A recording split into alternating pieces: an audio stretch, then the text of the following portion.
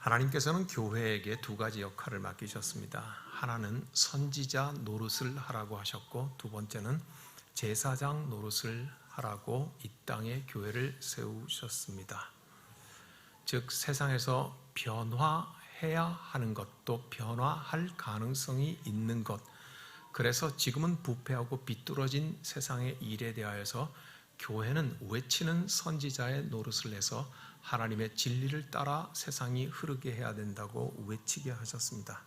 그렇지만 인간이 가지고 있는 본성과 세상이 가지고 있는 불완전성 때문에 생기는 사회 구조적인 악등에 대하여서는 어찌할 수 없으니 함께 같이 마음 아파하는 사람들과 울어주고 같이 아파해주는 제사장 노릇을 하라고 맡기셨습니다. 그러므로 교회는 세상이 변화할 수 있는 것과 없는 것을 구분할 줄 아는 것, 그것이 바로 지혜의 첫 출발점입니다. 이 두 가지 역할을 하나님께서 맡기셨는데 외쳐야 할 때 침묵하는 것은 비겁한 교회가 되는 것이고, 그리고는 어용교회가 되는 것일 것입니다. 또한 다만 함께 아파하고 울어주고 그 눈물로 함께 치유해야 될 그 순간에 밖으로 뛰쳐나가서 외치는 교회는 지혜가 부족한 교회가 될 것입니다. 선지자 노릇을 해야 할지 제사장 노릇을 해야 할지 혼돈스럽고 헷갈리는 것은 교회의 상태가 상당히 심각하게 망가져 있다고 하는 것을 또한 동시에 의미합니다. 교회가 세상이 바로 되라고 외치는 선지자 노릇을 할 때 세상은 찔리니 따갑고 아플 것이어서 세상은 교회를 거절할 것입니다. 함께 울어줄 때는 세상이 환대할 수도 있겠죠. 이것이 바로 하나님께서 우리에게 맡겨주신 일입니다. 이스라엘이 이 광야를 바라보면서 주님에 이끌려 가지만, 즉 타민족에게 환대받을 때도 있고 거절당할 때도 있습니다. 오늘 우리가 읽은 본문은 제목도 그렇게 정했지만 세상에 거절당하는 교회의 모습입니다. 에돔 족속에게 거절당하는 이스라엘의 모습입니다. 놀랍게도 오늘 우리가 읽은 본문 민수기 20장은 창세기에 일어난 사건하고 너무 흡사한 평행 사건이 됩니다. 창세기 32장, 33장에서는 아버지와 형을 속이고 도망갔던 야곱이 하나님과 씨름하면서 이름을 이스라엘로 바꾸어 가지고 돌아와 형 에서와 화해하는 사건이 있습니다. 형 에서의 후손이 바로 에돔 족속입니다. 오늘 민수기에 나오는 족속입니다. 그런데 이스라엘, 즉 이름이 바뀌어진 야곱은 에서의 환대를 받습니다. 형은 400명이나 되는 군사를 거느리고 왔지만 동생을 용서하고 끌어안고 화해합니다. 그리고 이렇게 말합니다. 동생아, 우리가 이 얼마만이냐? 내가 사는 곳으로 같이 가서 우리 살자. 너는 아파트 7층에 나는 아파트 8층에 그렇게 해서 같이 살자. 내가 사는 곳은 세일 땅이라는 곳이니 같이 가자 합니다. 야곱은 아닙니다, 형님. 제가 다른 곳으로 가 살겠습니다고 합니다. 형은 거듭해서 같이 가자고 하지만 이스라엘은 극구 각자 도생하자고 합니다.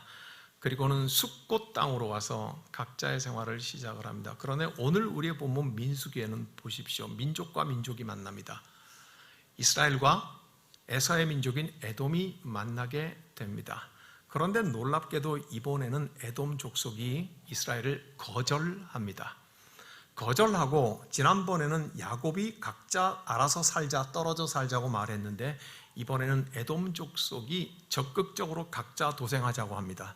너 보기 징그럽다. 내가 칼 들고 가서 너를 막을 테니 난 너희하고 같이 섞이기 싫다고 말하면서 그렇게 거절합니다. 그렇습니다. 교회는 환대받을 때도 있고 거절받을 때도 있습니다.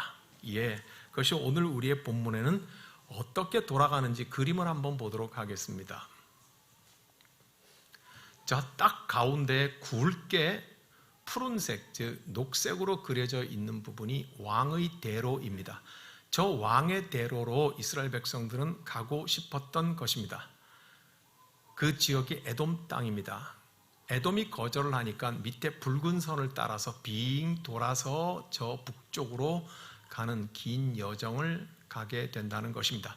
저 왕의 대로라고 하는 것은 그저 난 이름이 아니라 오늘 우리의 본문 17절에도 우물물도 마시지 아니하고 왕의 큰 길로만 지나가고 당신의 지경에서 나가기까지 왼쪽으로나 오른쪽으로나 치우치지 아니할 것입니다. 예, 이제 화면 거두셔도 되겠습니다. 에돔은 저 길을 허락하지 않았습니다.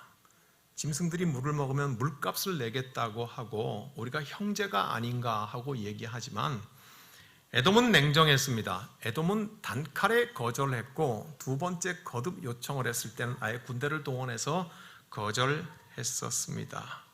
왜 거절당했을까요? 에돔이 원치 않았기 때문에 그렇다. 예, 첫 번째 이유이겠습니다. 후에 구약 성경에서 한 장짜리 책인 오바댜서에는 바로 이때 에돔 족속이 거절했던 것을 하나님께서 뒤끝 장렬하시면서 갚으십니다. 예. 네가 벼랑 끝에 도망가 숨을지라도 독수리가 너를 파내어서 멸망시키리라고 말씀하면서 네가 네 형제에게 한 그 잔인한 짓이 무엇인지 내가 갚아주겠다고 말씀하십니다. 어쨌든 거절한 첫 번째 이유는 에돔 족속의 불친절 때문에 거절당하죠. 예, 교회가 세상에 거절당하는 것은 다른 이유가 있겠습니까? 세상이 우리를 싫어하니까 그런 것이겠죠. 우리 영역 들어오지 마. 물 한 방울도 줄 수 없어. 그런 것 아니겠습니까? 그렇지만 사실은 내부적으로 봤을 때 이스라엘 백성들이 거절당할 만한 내부적 상태를 이미 가지고 있었다는 것을 우리는 더 깊은 묵상 속에서 발견할 수 있어야 할 것입니다. 오늘 우리가 읽은 이 본문 바로 직전에 어떤 사건이 있었습니까? 우리는 매일 성경을 통해서 이 흐름을 보고 있습니다. 무리바 물가에서 물이 없어 목말라 불평하고 하나님을 원망하고 모세와 아론을 원망했던 사람들, 하나님께서 모세에게 지팡이를 두드려 물을 내라고 하지 않았죠. 말씀하여 물을 내라고 했는데 모세도 분노했던가 봅니다. 지팡이를 2번이나 두드리면서 무리바에서 물을 내어서 먹게 합니다. 그리고 그 전에는 무슨 일이 있었습니까? 고라 자손들과 다단과 아비람 그리고는 이스라엘의 유력한 250명의 유지들 사람들이 하나의 당을 지어서 하나님께서 세우신 질서에 대해서 반대하면서 이렇게 말합니다. 왜 아론 당신만 제사장 노릇을 하느냐? 여기 레위 사람들 많은데 왜 모세 당신만 이 나라를 통치하느냐? 여기 250명이나 되는 유력한 지방 관리할 사람들이 많이 있는데 하면서 교회가 하나님이 세우신 영적 질서에 의해서 움직인다는 것을 생각하지 않고 하나님에 대해서 반역함으로써 하나님은 땅을 갈라서 그들을 삼켜버리는 징계를 받게 하십니다. 더 중요한 이유도 하나 있습니다. 우리는 그저 무심히 지나갔지만 오늘 우리가 읽은 사건 속에서 모세와 하나님과의 소통이 부재하다는 것이 보입니다. 보여야 합니다.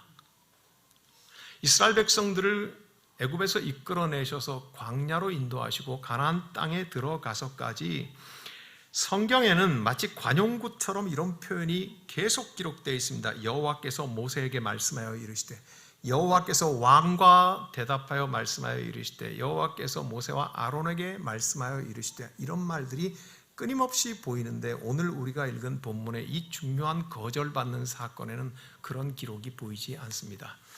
아마 우리는 짐작컨대 모세 지도자가 하나님과의 소통이 중단된 채로 행해진 일이라고 생각이 듭니다. 오늘 우리가 읽은 본문이 포함하고 있는 20장만 해도 여호와께서 모세에게 말씀하여 이르시되라고 하는 표현이 7절에 이렇게 되어 있습니다. 여호와께서 모세에게 말씀하여 이르시되, 12절에 여호와께서 모세와 아론에게 이르시되, 그리고 우리의 본문을 건너뛰어서 발견되지 않는다는 말입니다. 23절에 가서 여호와께서 에돔 땅 변경 호르산에서 모세와 아론에게 말씀하시니라. 그런데 가운데 토막에 있는 오늘 우리가 읽은 이 본문의 말씀에서는 정말로 흔해 빠지게 어떻게 생각하면 이 거룩한 말씀이 너무 남발되듯이 기록되어 있는, 여호와께서 모세와 말씀하실 때에는 말이 전혀 기록되어 있지 않습니다. 제가 드리고 있는 말씀은 이것입니다. 이스라엘이 에돔에게 거절당하는 것, 즉 교회가 세상에 거절당할 때는 뭔가 내부적인 원인이 더 많이 있었다고 하는 것을 우리는 살펴볼 수 있어야 감 잡아야 된다 이 말입니다. 구약 성경의 이스라엘을 교회로 바꾸어서 단어 바꿈을 하면 이해가 훨씬 더 쉽습니다. 그렇다면 오늘 이스라엘, 즉 교회가 에돔, 즉 세상에게 거절당하는 중요한 이유가 외부적인 이유도 있지만 우리는 우리에게서 책임을 찾아야 되지 않겠습니까? 요한계시록에서는 처음 열면서 7개의 소아시아 교회들에 대해서 이렇게 주께서 말씀하고 계십니다. 성경이 성경을 해석하고 성경이 성경을 이해하게 하는 것은 굉장히 중요한 일이 아닐 수가 없습니다. 오늘 요한계시록에서는 이 민수기에 교회가 세상에 거절당한 것에서 내부적으로 어떤 상태라고 말을 하고 있는가 하는 것을 이해하면 좋을 것 같습니다. 요한계시록 2장과 3장에서는 인자 같은 이, 즉 예수 그리스도께서 등잔불, 촛불을 드시고 7개 교회를 다니시면서 밝히 들여다보시고 기록하신 말씀이 기록되어 있습니다. 이 7개의 교회 전체에 대하여서 그 중에 5개에 대해서 주님께서는 책망하시고 꾸짖으시는 말씀이 있습니다. 첫 번째 교회가 에베소 교회인데 이렇게 말씀하십니다. 네가 처음 사랑을 버렸다고 말씀하고 계십니다. 사랑을 버렸다는 얘기는 그 사랑보다 더 값진 게 무언가 있었다는 말이겠죠. 그러니 그 사랑 버린다고 하는 것 아니겠습니까? 사람이 바람나는 것도 그런 이유 아니겠습니까? 예전의 사랑보다 더 좋은 사랑이 생겼다는 것 아니겠습니까? 그 사랑보다 앞서는 가치가 생겼다는 말씀입니다. 에베소 교회가 그 첫사랑을 버렸다고 말씀하시는 것, 여러분 교회 사랑이 무엇입니까? 입만 열면 우리가 사랑 하잖아요, 그죠? 예? 우리가 말하는 사랑은 무엇입니까? 손발이 오글거리게, 온 피부에 닭살이 돋게 그저 가까이 챙기고 밥 먹고 언니, 누나, 동생 하면서 서로 나물만 해도 같이 나눠 먹고. 교회 사랑이 그런 사랑입니까? 조폭이 더 잘하는 사랑입니다. 그거는 깡패들이 더 잘하는 사랑이라고요. 그 사랑을 교회 사랑이라고 사랑 누가 말했나? 바보들의 행진이라고 그렇게 말합니까? 교회 사랑은 무엇입니까? 교회의 핵심 가치는 무엇입니까? 하나님께서 우리를 무엇으로 어떻게 사랑하셨습니까? 주 예수 그리스도의 십자가에 우리의 죄를 대속하시고 그 부활의 권능 속에 우리를 함께 포함하셔서 사랑하셨습니다. 그러므로 교회가 말하는 사랑은 십자가와 부활의 권능을 말하는 것이 옳시다. 교회가 잃어버렸다고 하는 것은 그걸 잃어버렸다고 말하는 것입니다. 아니나 달라. 에베소 교회가 이렇게 말합니다. 너희가 총명하여서 거짓 진리를 밝혀내고 너희가 진리를 뚜렷하게 세우면서 살아왔었다. 과거에는. 지금은 너희의 상태가 그게 아니다. 이렇게 말을 하고 계시는 것입니다. 이것이 세상에게 비웃음을 당하고 세상에게 교회가 거절당하는 중요한 이유일 것입니다. 세상이 그것을 어떻게 알까? 귀신같이 합니다. 세상은 교회를 귀신같이 한다고요. 오늘 역사 에베소 교회를 말하지만 교회가 잃어버린 것이 무엇인가에 대해서 세상은 귀신같이 알아요. 왜? 세상에 하나님께서는 당신의 눈을 붙여놓으셨기 때문에 압니다. 구체적으로 버가모, 두아디라, 사대교회 이렇게 말할 필요가 없을 것 같습니다. 주님께서는 계속해서 이렇게 말씀하십니다. 너희가 발람과 니골라당의 교훈을 따른다고 말을 하고 있습니다. 한때는 순교했었다고 기록하고 있었거든요. 순교자까지 나왔던 교회인데 너희가 지금은 발람과 니골라당의 교훈을 따른다. 헬라 철학에서 중요한 영지주의는 사람을 이분법적으로 딱 나눠서 영혼은 고귀한 것이고 육체는 악한 것이라고 말하는 것입니다. 그러므로 우리가 하나님께 구원받았다고 하는 것은 우리의 영혼이 구원받은 것이니 우리의 육체는 썩어질 것이라고 말을 함으로써 우리의 구원을 혼돈하게 만드는 것입니다. 이게 구원파가 하는 얘기입니다. 예. 이게 바로 니골라당 영지주의를 긴가근간으로 하는 고대 때부터 초대교회에 끊임없이 들어와서 사람을 노략질을 하려고 했던 이단들입니다. 그 뿌리가 지금도 자라서 구원파로 나와 있고 신천지로 나와 있는 것입니다. 더 추악하고 타락한 것이 JMS라든지 하나님의 교회라든지 그렇게 가지를 치는 것이겠죠. 그래서 너희가 지금도 니골라당의 교훈을 따른다고 말을 하는 것입니다. 이단이 사람을 모으는 이유는 무엇입니까? 사람을 모아서 그 사람에게 진리를 가르치고 하나님께로 향하게 하기 위함입니까? 아닙니다. 이단이 사람을 모으는 것은 돈을 모으기 위해서인 것이고, 그리고 그 돈은 인간에게 쾌락을 주기 때문에 모으는 것입니다. 모든 이단이 공통적으로 하고 있는 일이 바로 그것인데, 너희는 지금 발람과 니골라당의 교훈을 따른다고 말합니다. 한때는 순교자가 나올 만큼 진리 가운데 투철했는데 너희는 어쩌다가 지금 이 지경이 되었다고 하는 말입니다. 세상이 거절당할 이유, 교회 안에 있는 상태를 말하고 있습니다. 또 계속해서 이렇게 말씀하십니다. 자칭 여선지자 이세벨의 음행함을 너희가 허락하고 너희도 거기에 따라서 같이 음행한다고 말하고 있습니다. 이 교회에 대해서는 주님이 이렇게 말씀하십니다. 너희가 사업을 잘하는 것을 내가 이미 알고 있다. 너희가 사랑도 있고 믿음도 있고 섬김도 있고 인내도 있고, 성경 그대로 말하면은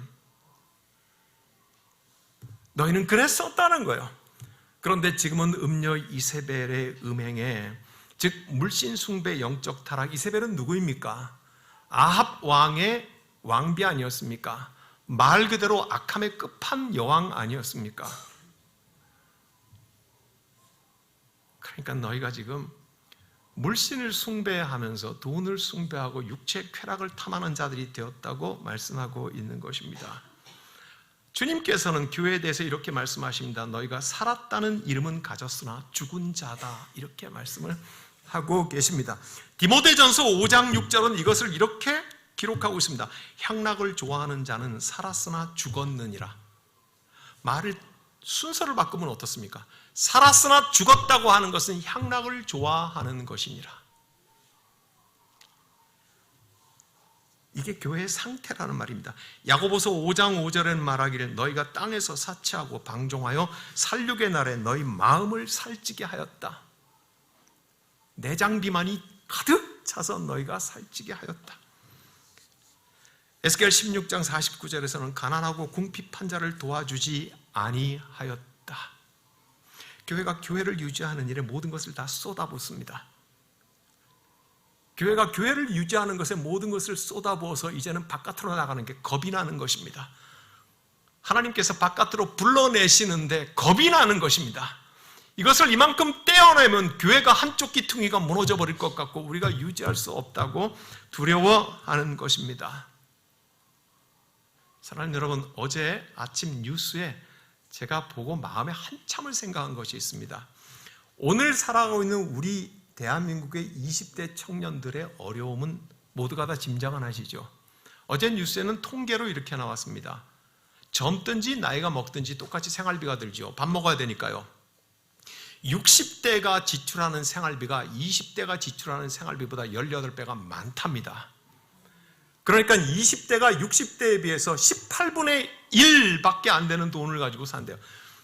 사람이 생활이 어려우면 제일 먼저 먹는 걸 줄입니다. 그렇죠? 젊은이들이 먹는 걸 줄인대요. 근데 우리 60대들은 젊은이들보다 18배의 밥을 더 먹고 산다, 그렇게 되어 있더라고요. 제가 너무 마음이 아파서 새벽 기도를 마치고 편의점에 가서 아침밥을 한번 사 먹어봤습니다. 예. 하도 젊은 청년들이 뉴스에 편의점에 가서 싼 밥을 먹고 한 끼를 때운다는 표현을 하길래 가서 여러 가지 번쩍거리는 음식 중에서 중간 가격 좀 되는 것을 가지고서 아침밥을 한번 먹어봤습니다. 배가 고프더라고요.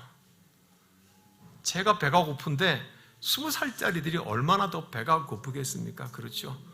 그러므로 오늘 이 시대가 너희가, 교회가 살았으나 죽은 자라고 그렇게 말을 안 듣는 것 중에 하나는 지극히 작은 것이지만, 여러분, 청년들 밥 좀 사줍시다. 젊은 사람들 밥 좀 사줍시다. 밥 사주는 어른이 됩시다. 밥 사주는 교회가 됩시다. 그거 아끼지 않는 우리 공동체가 되도록 합시다. 하나님께서는 이렇게 말씀하고 계십니다. 너희가 미지근하다고 말했는데 이제 이게 결론입니다. 이래요. 너희가 뜨겁든지 차든지 해라. 아니면 역겨워서 내가 토해버리겠다고 말하는데 너희는 이렇게 스스로 말한다는 거예요. 나는 부자라 부요하여 부족한 것이 없다고 한다. 그러면서 뜨겁지도 차갑지도 않은 상태가 되온다. 이렇게 말하고 있습니다. 베드로 후서에는 베드로는 자기 공동체에게 베드로 후서는 베드로가 자기 공동체에게 쓴 편지 아닙니까? 그렇죠? 베드로 후서 2장 22절에 이렇게 말합니다. 개가 그 토하였던 곳에 돌아가고 돼지가 씻었다가 더러운 구덩이에 도로 누웠다 하는 말이 그들에게 응하였도다. 잠언에서도 그렇게 말하고 있습니다. 개가 그 토했던 것을 다시 자기가 먹고 돼지가 자기 몸을 씻었으나 다시 더러운 곳에 몸을 굴리는 것과 같도다. 그 뒤에 이렇게 덧붙이고 있으나 존귀에 처하나 깨닫지 못하는 자는 멸망하는 짐승 같도다. 이대로가 좋은 것입니다. 뜨뜻하지 않아도 차갑지 않아도 그래도 살아갈 수 있는 것입니다. 사랑하는 여러분, 요한계시록 2장 3장에서 말하는 우리 주님께서 말씀하시는 이 교회의 아픈 현실은 놀랍게도 주님께서 너희가 잘했던 것에 대하여서 다 말씀하십니다. 너희가 진리를 지키고 순교도 했었고 너희가 다 그럴 것이다. 그렇게 말씀하고 있습니다. 그렇지만 지금 여기에 무엇이 허물어져 있는지 어떤 상태인지에 대해서 너희의 영적인 부패함이 무엇인지에 대하여서 우리 주님께서는 알게 하고 계십니다. 다시 민수기 20장 우리의 본문으로 돌아가면 이렇습니다. 이스라엘은 에돔에게 거절당합니다. 우리는 요한계시록 속에서 세상에 거절당하는 교회의 상태가 무엇인지를 우리는 그래서 보았습니다. 공통적인 것은 부요함입니다. 안락함입니다. 자기 자신을 위해서 모든 것을 다 쏟아붓는 교회에 대하여서 세상이 거절할 수밖에 없는 상태라고 하는 것을 우리에게 말씀하십니다.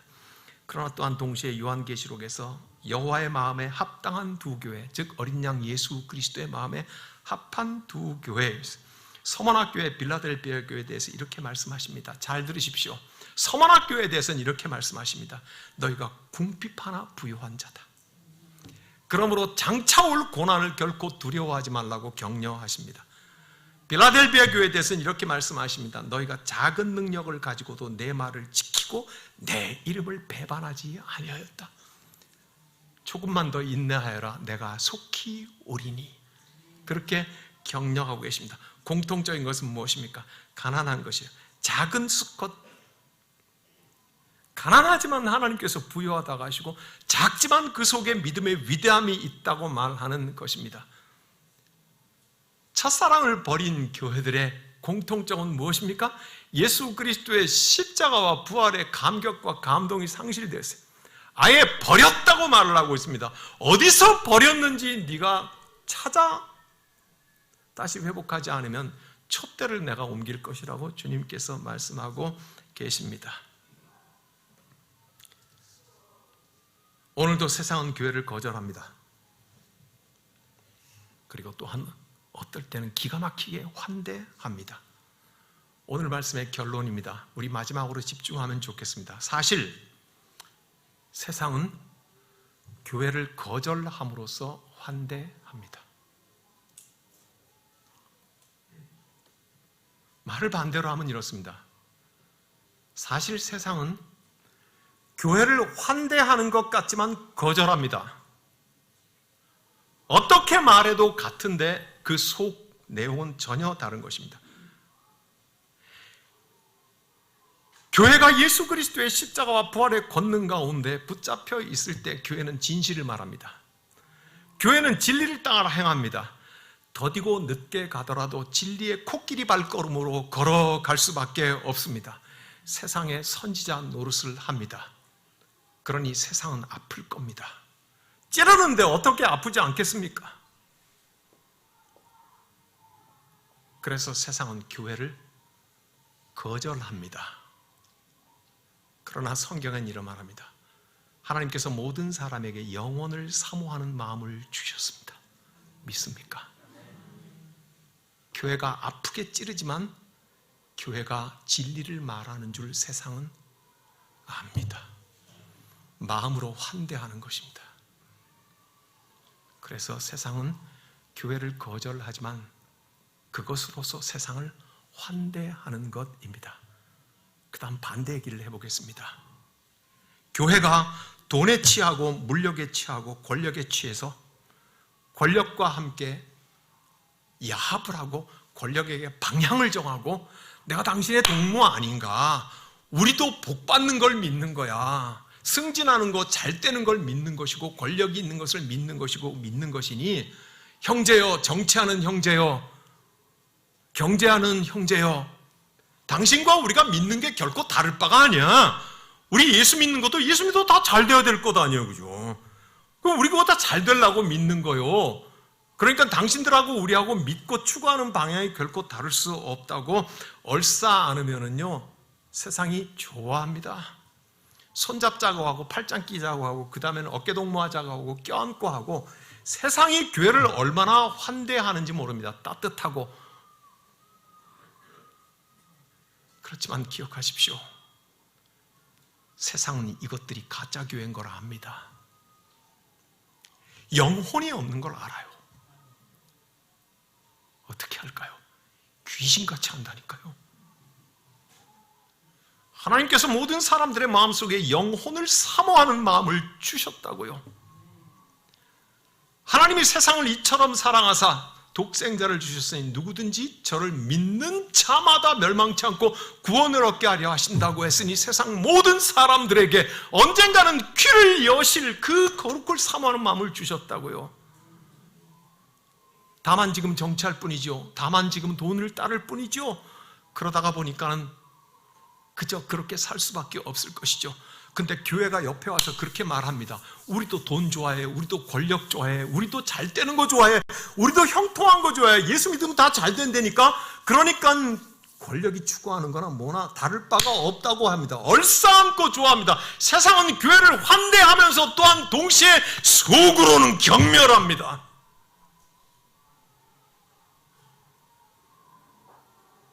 거짓인 줄 아는 거예요.